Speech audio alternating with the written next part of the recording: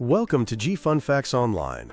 Our coastlines, the beautiful dynamic boundary between land and sea, are hiding a dark secret. Beneath the sand, and just inland from the waves, a toxic legacy of our industrial past lies in wait. And as climate change causes sea levels to rise and storms to intensify, we are facing an unprecedented threat: the inundation of thousands of these toxic waste sites. This isn't a far-off problem. It's a ticking time bomb, and the encroaching sea is the countdown clock. Today, we're exploring the monumental challenge of engineering for inundation, the fight to contain our toxic past before it contaminates our future. The scale of this submerged threat is staggering. We're not talking about a few isolated dumps.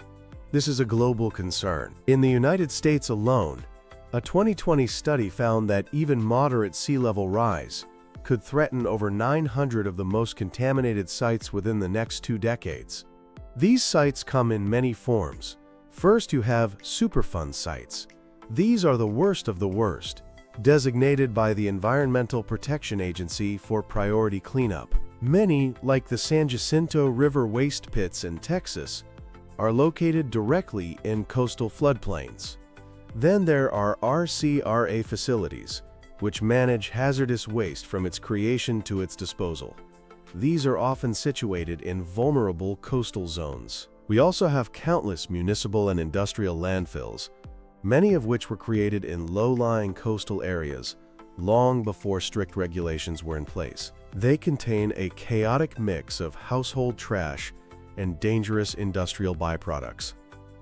Finally, former industrial plants, chemical factories, refineries, and decommissioned military bases have left behind a legacy of contaminated soil and groundwater, all sitting on prime and now vulnerable coastal real estate. This isn't theoretical.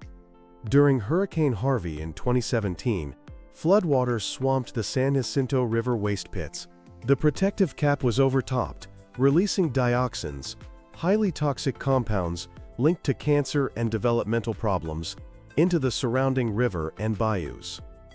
It was a stark wake-up call, demonstrating the urgent need for robust engineering solutions. So, how do we fight back against the relentless force of the ocean? The first line of thinking often turns to what's called hard engineering. These are structural interventions designed to physically block the forces of nature. The most recognizable of these are seawalls. These are massive, typically vertical walls made of concrete, steel, or giant rocks, built parallel to the coastline. Their job is to absorb and reflect wave energy, protecting the land behind them. But designing a seawall to protect a toxic site is incredibly complex. Engineers must ensure its foundation is stable enough to withstand the most extreme storms. For instance, the seawall protecting a former landfill in Manalapan, Florida, was rebuilt with thicker coated steel sheets and a taller design, engineered to withstand hurricane-force waves for 100 years. A similar but distinct structure is a revetment. Instead of a vertical wall, revetments are sloping structures, often made of rock armor called riprap, or interlocking concrete blocks. They are designed to dissipate wave energy rather than reflect it, which can reduce erosion at the base of the structure. A case study in northeast England showed a rock revetment successfully protected a coastal landfill from being eaten away by the sea. Other hard engineering solutions don't just block the water, they manipulate the coast itself. Groins are structures built perpendicular to the shore, extending into the water. They interrupt the natural movement of sediment along the coast, trapping sand and widening the beach. A wider beach is a fantastic natural buffer, using up a wave's energy before it can slam into the coastline. Breakwaters are large structures built offshore, parallel to the coast. As their name implies, they break the force of waves before they even reach the shore, creating a calmer zone of water behind them. But the most critical engineering is what you can't see. The containment systems are the last line of defense, designed to isolate the hazardous materials. Modern waste sites rely on geosynthetic liners. Imagine an extremely tough, impermeable plastic sheet made of high-density polyethylene, or HDPE. This liner prevents leachate, a toxic liquid soup that seeps through waste, from escaping into the soil and groundwater. Often this is paired with a geosynthetic clay liner, which contains a layer of bentonite clay that swells when wet to form another low permeability barrier. A cap, made of similar materials, goes over the top to keep rainwater out. If contamination has already escaped into the groundwater, engineers can install vertical barriers. A slurry wall is a common method where a deep trench is excavated and filled with a mixture of soil, bentonite clay, and water. This creates an underground wall that contains the plume of contamination.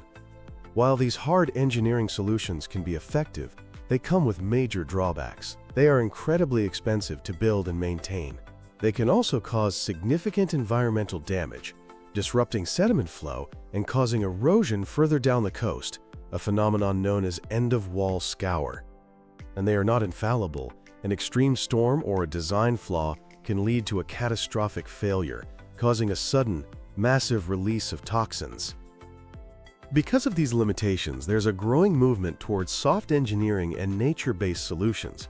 These strategies aim to work with, rather than against, natural processes.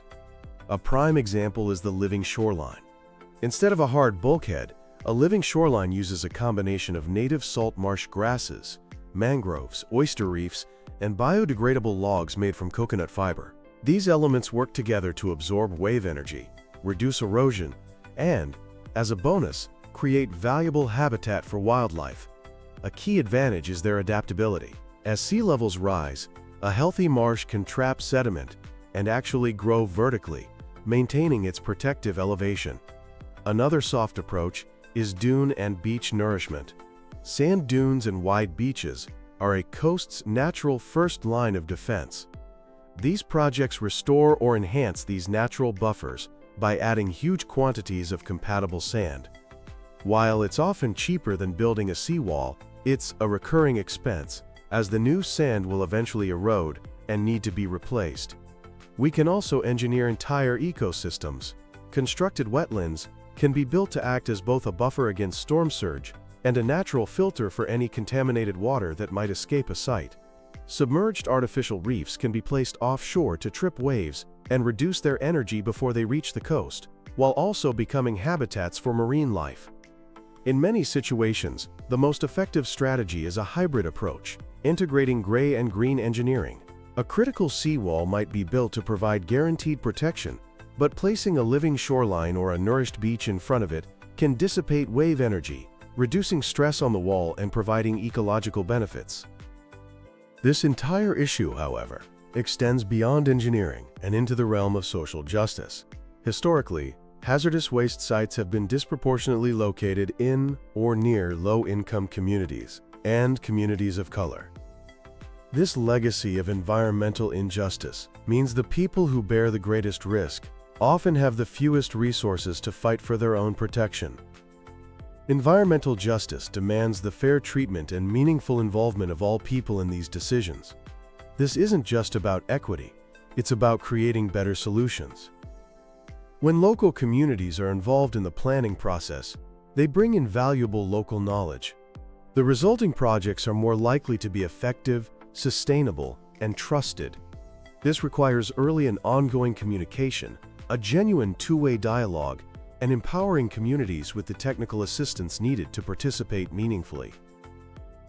As we look to the future, we must be prepared to innovate and adapt. Geo-environmental engineering is a constantly evolving field. Advanced sensors, drones, and satellites allow for real-time monitoring of containment systems, helping us detect problems before they become disasters.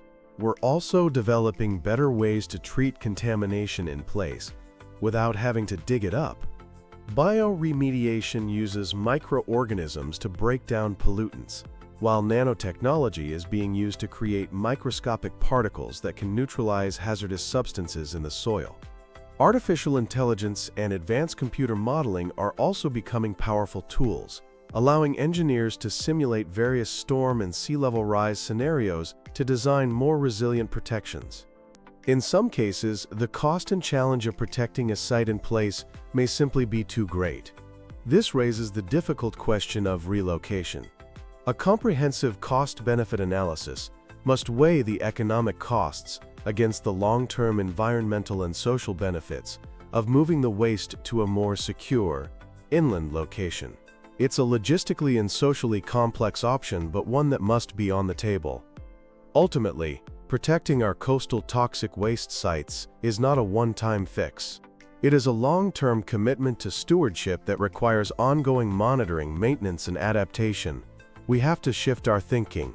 These sites are not just problems to be solved, but permanent liabilities that must be managed with constant diligence. The toxic legacy of our industrial past cannot be allowed to become the environmental catastrophe of our future. Through robust engineering, innovative science, and a firm commitment to environmental justice, we can and must protect our coastlines for generations to come.